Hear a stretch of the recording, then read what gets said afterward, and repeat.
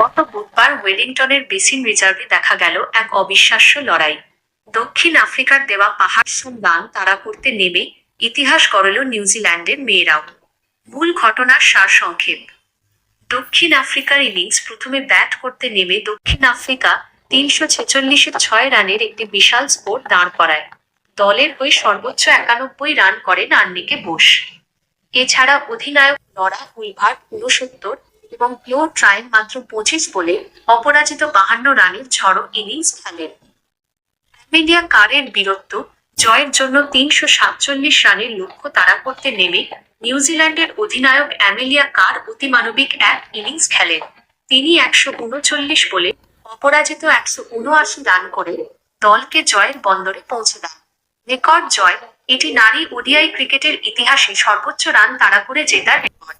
এর আগে ভারতের করা 341 রানের রেকর্ডটি ভেঙে দিল কিউই মেয়েরা। শেষ মুহূর্তের নাটক। ম্যাচের শেষ ওভারে নিউজিল্যান্ডের জয়ের জন্য প্রয়োজন ছিল 11 রান। বোলিংয়ে ছিলেন নাদিম ডি ক্লার্ক, কিন্তু চাপের মুখেও শান্ত থেকে অ্যামেলিয়া কার প্রথম 2 বলেই 2টি 4 মেরে ম্যাচ সহজ করে দেন এবং 2 বল বাকি থাকতেই বাউন্ডারি মেরে জয় নিশ্চিত করেন। এই জয়ের ফলে 3 ম্যাচের সিরিজটি এখন 1-1 সমতায় ফিরল।